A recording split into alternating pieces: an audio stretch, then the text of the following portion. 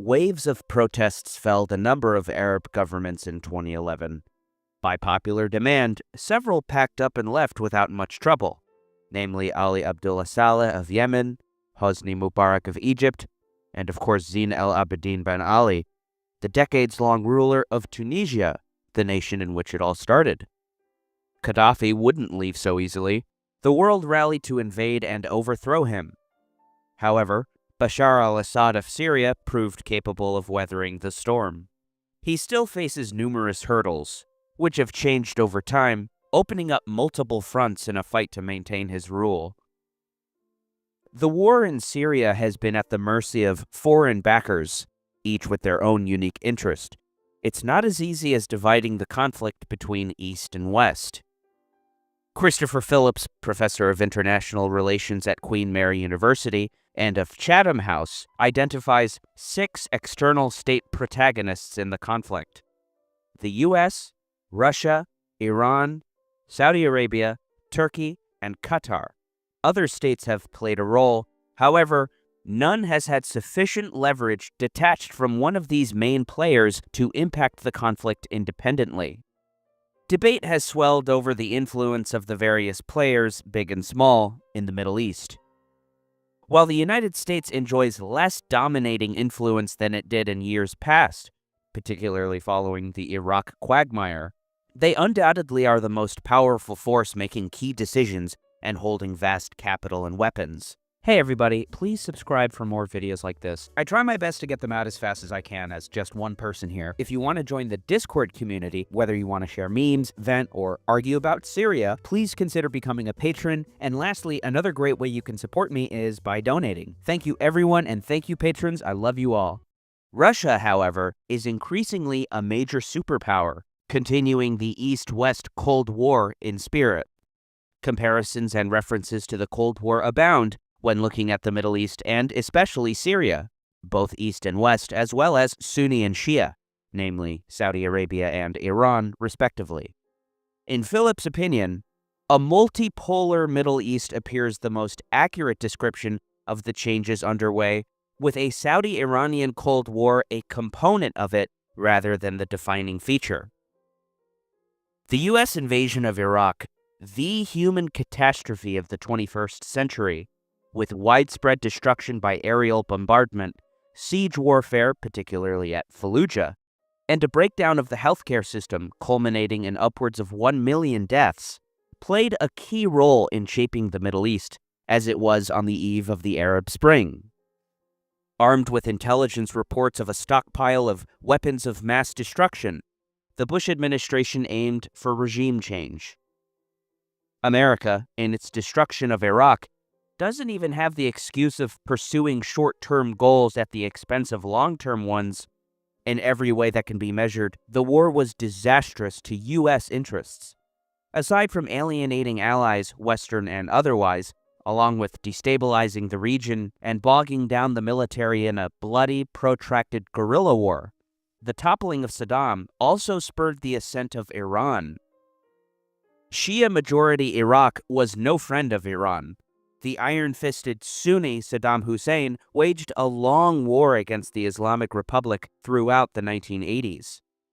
Whatever his human rights record, pre-Gulf War Iraq, and indeed even Iraq prior to the 2003 U.S. invasion, was safe and stable. Saddam's authoritarian rule staved off sectarianism and terrorism. His toppling turned the country into a tinderbox. It was just too easy for Iran to galvanize the Shia majority and recruited many of them to wage war against the Americans, and that they did. Iran forged deep ties with a whole generation of revered Iraqi leaders. Iraqi Prime Minister Nouri al-Maliki, for example, lived in Iran for 8 years and pursued strongly pro-Tehran policies while in office. The flipping of Iraq as an ally of Iran completed a land bridge from the latter all the way to the Mediterranean Sea. Encouraged by its increased presence in Iraq, Iran bolstered its political ties to actors in Yemen, the Palestinian territories, and Lebanon, while growing ever closer to the Syrian government. As would take place in Syria, many living beneath the war plains put more stock in faith, becoming more conservative. The devotion and discipline of religious belief and practice doubtless offered a respite from war's hardships. Two public opinion surveys paint a staggering picture of just how rapidly this phenomenon materialized. In a February 2004 National Survey of Iraq from Oxford Research International, only some 20% of respondents said they wanted to live under Islamic law. This reflects the pre-war reality in Iraq as a largely secular society. Some 6 months later, a reportedly comprehensive poll for the International Republican Institute showed 70% strongly agreed with Sharia being the basis for legislation. Bashar al-Assad was only just given the presidency after his father Hafez died in 2000. His staunch disapproval of the Iraq invasion angered the neoconservatives in the Bush White House. He'd earned his place in the second tier of the so-called axis of evil. In response, Iran announced themselves and their allies, Syria included, as the axis of resistance. But Iran was only one beneficiary of the war in Iraq, and far from the only force whose legacy in Iraq would bleed over into Syria. One of the main forces to emerge in this conflict, al-Qaeda in Iraq, was the parent to two of the Syrian civil war's most prominent jihadist forces, Jabhat al-Nusra and ISIS. To help bog down the U.S. even more in Iraq, Assad opened his border and allowed untold numbers of fighters to join the resistance. And the Syrians as well forged strong bonds with the Iraqis and would be recruited when the time came for taking up arms in the Levant. It is a tragic irony that the U.S. invasion of Iraq, ostensibly to defeat al-Qaeda and prevent it from acquiring weapons of mass destruction, proved a massive recruiter for regional jihadism. Not only did the occupation act initially as a rallying point for radicals to flood into, or inspire jihad elsewhere such as Saudi Arabia, but American-run Iraqi prisons soon served as a further breeding ground. A damning quote could be found in a Guardian interview with Abu Ahmed, a homme de guerre, a senior official within the Islamic State. Ahmed was imprisoned at the notorious camp called Buqa, near the Kuwaiti border. Some 100,000 were imprisoned there. We had so much time to sit and plan. It was the perfect environment. We all agreed to get together when we got out. The way to reconnect was easy. We wrote each other's details on the elastic of our boxer shorts. When we got out, we called. Everyone who was important to me was written on white elastic. I had their phone numbers, their villages. By 2009, many of us were back doing what we did before we were caught, but this time we were doing it better. The Washington Post noted in 2014, the year of the Islamic State's sweeping ascendance, that in all, 9 members of the Islamic State's top command did time at Buqa. Apart from Baghdadi himself, who spent 5 years there, his deputy, Abu Muslim al-Turkmani, as well as senior military leader Haji Bakr, now deceased, and the leader of foreign fighters, Abu Qasim, were incarcerated there. The 2000s saw U.S. credibility, along with thousands of their own troops, disintegrate in Iraq. The opportunity which rose for Iran was impossible to ignore. Their growing influence in the region was seen as a direct threat to the interests of the Saudi royal family. In 2008, Saudi King Abdullah had apparently told the general David Petraeus that the U.S. should attack Iran to end its nuclear program, cutting off the head of the snake, as he put it. The Saudi-Iran so-called Cold War would provide the logic of Saudi foreign policy in Syria. Hamid bin Khalifa Al Thani became Emir of Qatar after seizing power from his father, who was on holiday in Switzerland. It was bloodless, the result of a bitter falling out between the two, it goes without saying. Hamid strayed from his father's loyalty to Saudi Arabia and pursued a more independent domestic and foreign policy. This was further cemented through his role in establishing Al Jazeera in 1996. The station apparently inspired Saudi Arabia's Al Arabiya network as a counterweight to Qatari influence. Needless to say, the two states vied for influence in the Arab states, including Syria, to widen their reach and expand their portfolios. Turkey is an interesting case study. Their foreign policy is of course shaped by the ruling AK party, led by Recep Tayyip Erdogan. His grand view of a united Middle East in the former Ottoman Empire became known, against the wishes of its practitioners, as Neo-Ottomanism. With trade at its center, ties were improved with Syria, Iran, Libya, Egypt, and the Gulf, while, initially at least, military cooperation with Israel, begun in the 1990s, continued. The Arab world in particular was courted in an attempt to improve Turkey's historically maligned regional image. This was made easier with the help of Erdogan's fallback on sharply worded rebukes of the West and Israel. The sincerity of his commitments in that department can be judged by Turkey's NATO membership and overall close cooperation with the United States. In the wake of the 2006 Lebanon War, in which Israel sought a swift victory but floundered in the face of stiff resistance, a poll of 4,000 Arabs showed Hassan Nasrallah as the most popular leader in the Arab world. The poll's participants included citizens from Egypt, the UAE, Saudi Arabia, Morocco, Jordan, Sunni-majority countries, naming Nasrallah, followed by Bashar al-Assad and Mahmoud Ahmadinejad. Countries such as Lebanon, Syria, and Iraq show a multicultural history of various sects living together, intermarrying and fighting alongside one another for the same cause. It's worth noting which states were friends and which were enemies on the eve of the Syrian war. It shows that distinctions based on Sunni, Shia, Alawite are far from automatic and at times have been irrelevant. Doha, capitalizing off of Assad's popularity, forged a close relationship with Assad, announcing some $12 billion of investments from 2006 to 2010. Assad was apparently even close to the emir's son Tamim, who's now emir himself. Turkey, of course, shared a long border with Syria, despite past grievances such as Hafez Assad's support for the PKK, almost leading to war in 1998. Bashar's father made good with Turkey by expelling the armed group from his country. Bashar went further, becoming the first Syrian leader to visit Ankara in 2004. The two countries even signed a free trade agreement with one another, as well as a visa-free travel arrangement.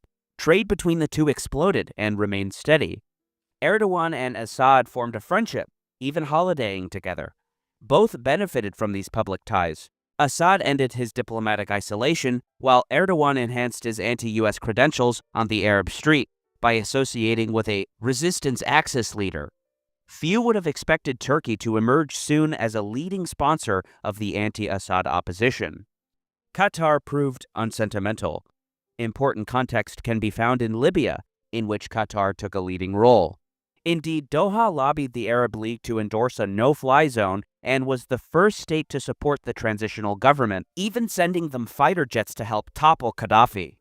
The Emirate saw an opportunity in replicating what they believed, at its early stage, to be a political success, helping to boost its image as a heavyweight. This venture into regime change, as well as Qatar's hosting of a U.S. Air Force base, show plainly that the Emirates' loyalty is very much not to the axis of resistance. The Arab League slapped Syria with sanctions. However, it was barely 3 months before the first application of Arab League sanctions and the first public calls by the Emir of Qatar to arm the Syrian rebels. This was far too short a time for sanctions to have any effect. Qatar strong-armed at the Arab League, its shrewd maneuvering characterized by closed-door sessions, passing measures without any debate. When Algeria questioned the wisdom of suspending Syria from the League, Qatar's Prime Minister Hamad bin Jassim reportedly threatened Algeria's Foreign Minister Mourad Medelsi that your turn will come. Qatar's ambitions to project its influence is also apparent in its ties with the Muslim Brotherhood.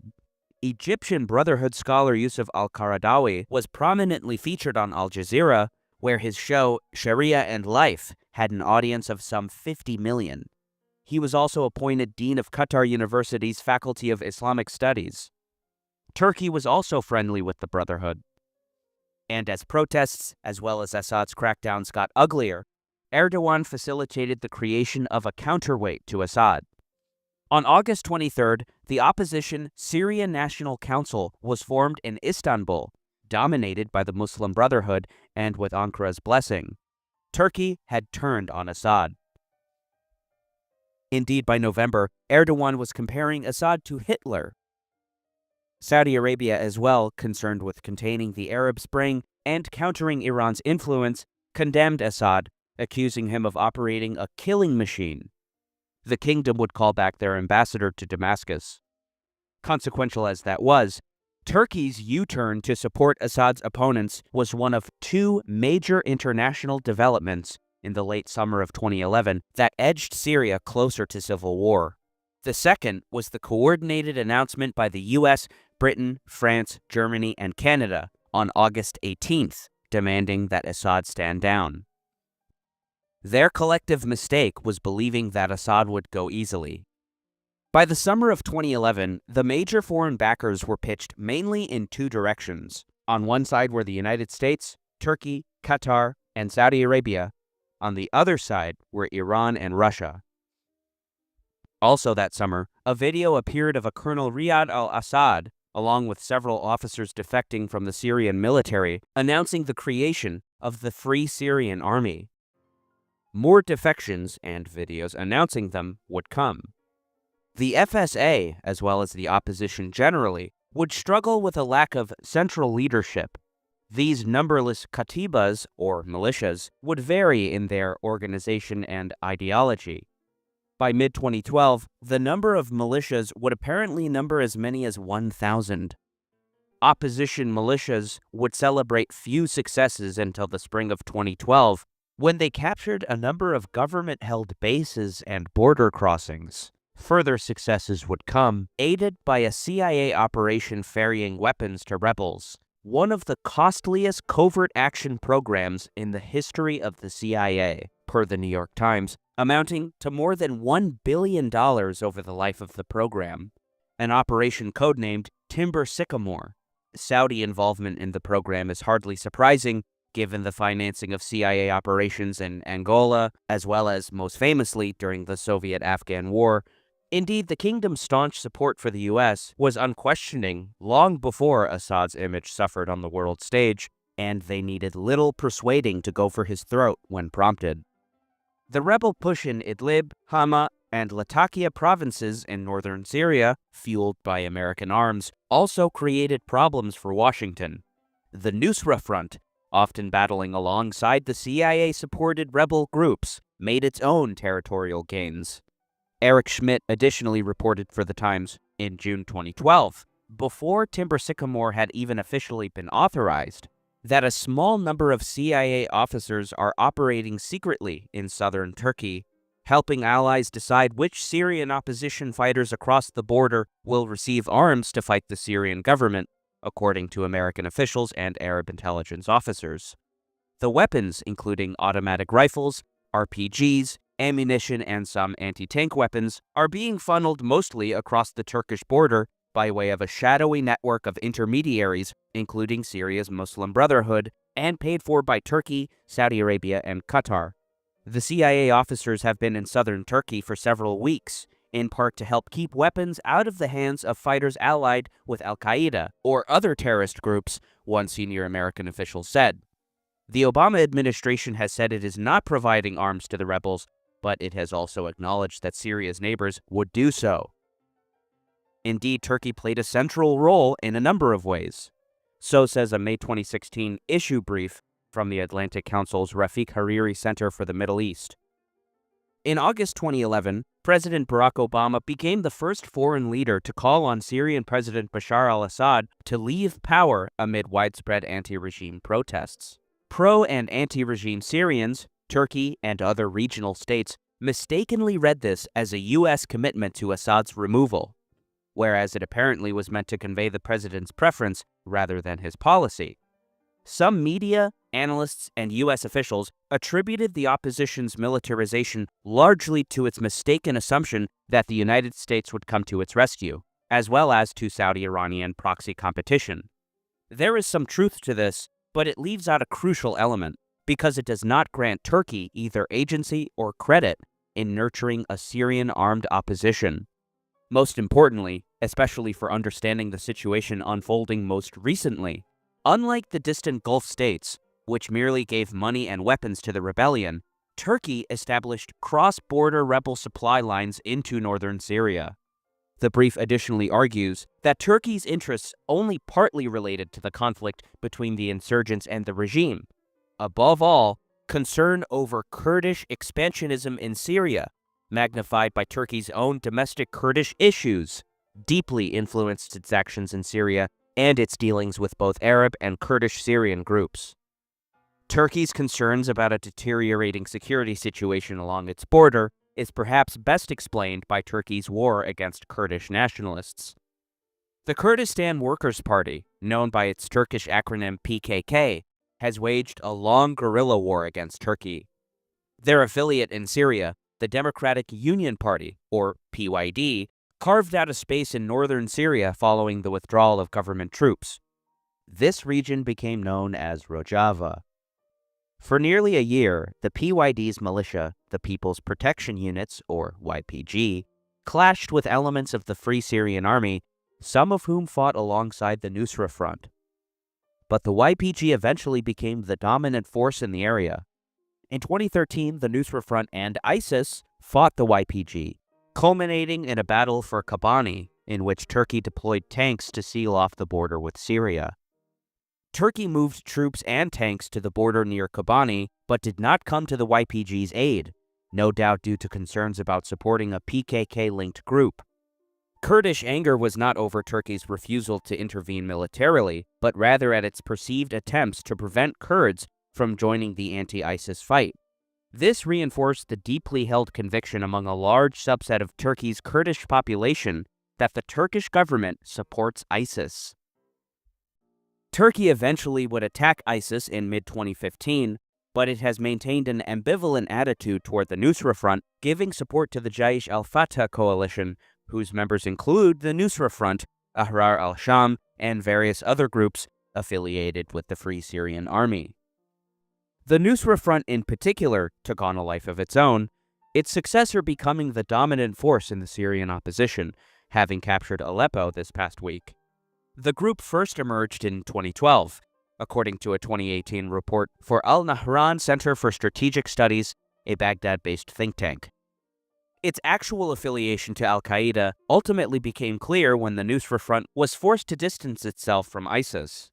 In April 2013, Abu Bakr al-Baghdadi, the leader of ISIS, unilaterally declared that the Nusra Front should merge with his Islamic State of Iraq to form the Islamic State in Iraq and al-Sham. Seeking to defend his group's autonomy from Baghdadi, Nusra Front leader Abu Muhammad al-Jawlani declared a renewal of the allegiance pledge to al-Qaeda leader Ayman al-Zawahiri, hoping that al-Zawahiri would rule in his favor in the dispute with Baghdadi. As a consequence, al-Zawahiri ordered the Islamic State to return to Iraq as the Islamic State of Iraq, while urging the two sides to cooperate.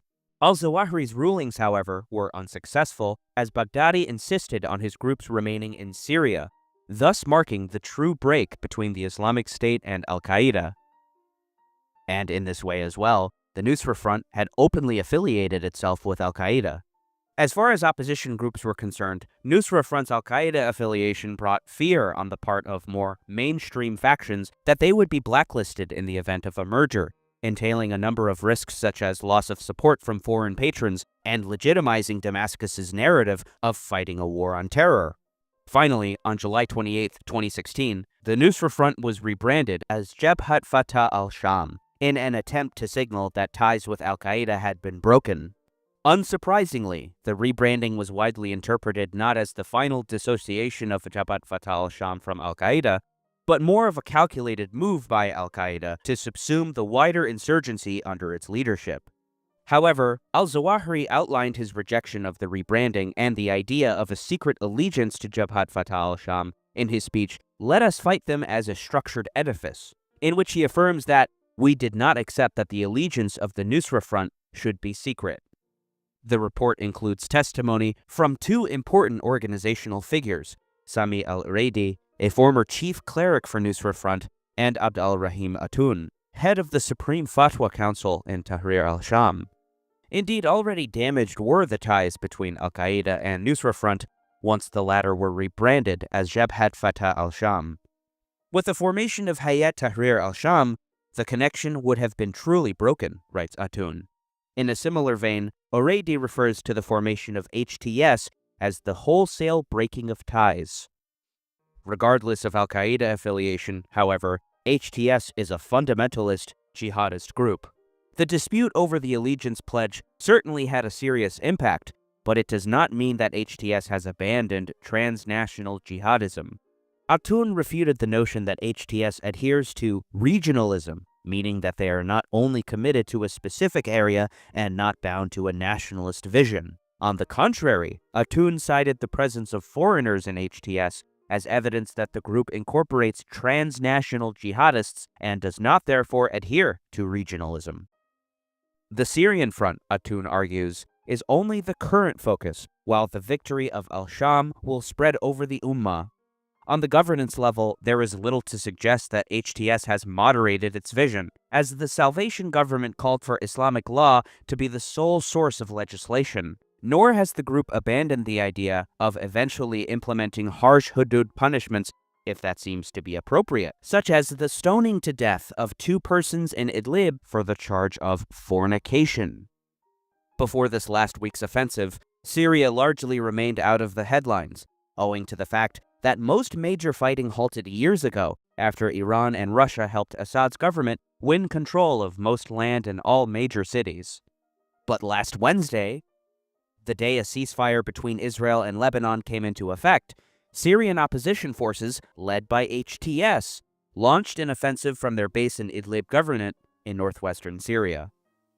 The Times of Israel reports HTS has been building up its military capabilities for years in preparation for such an offensive. Quoting Charles Lister of the Middle East Institute, the group operates a professionally staffed military academy run by defectors from the Syrian military, and it has restructured its armed wing into a conventional armed force structure. In recent years, it has also developed special forces units dedicated to covert operations, lightning raids behind enemy lines, and nighttime operations. Speaking to Israel's Channel 12 on Sunday, a rebel commander made no effort to hide the connection between the offensive and Israel's military success. We looked at the ceasefire agreement with Hezbollah and understood that this is the time to liberate our lands. This operation was critical. We will not let Hezbollah fight in our lands, and we will not let the Iranians take root here.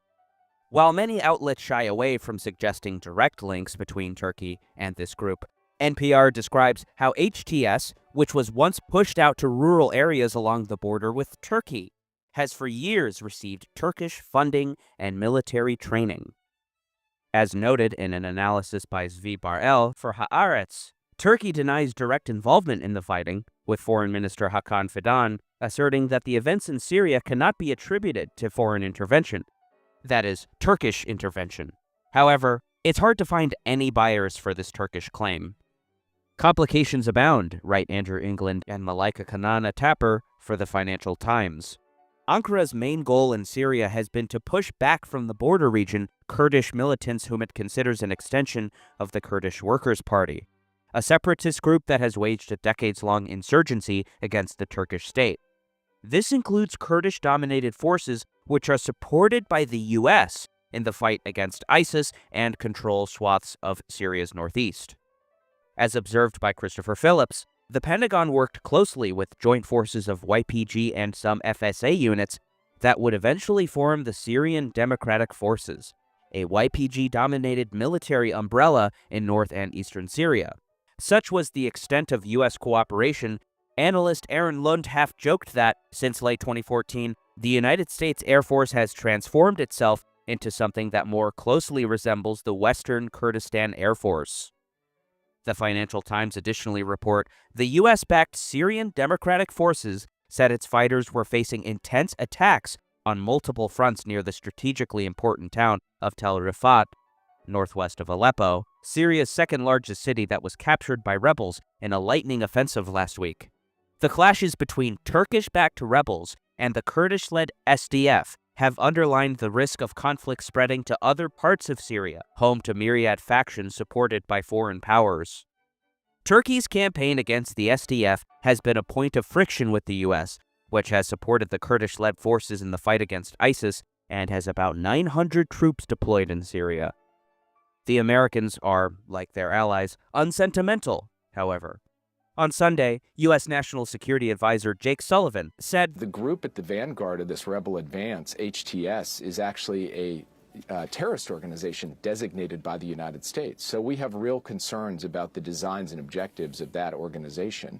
At the same time, of course, we don't cry over the fact that the Assad government, backed by Russia, Iran, and Hezbollah, are facing certain kinds of pressure. So it's a complicated situation. It's one we're monitoring closely. Hopefully it will be a little clearer to you all, and you'll all be more familiar with the parties involved, as summarized here.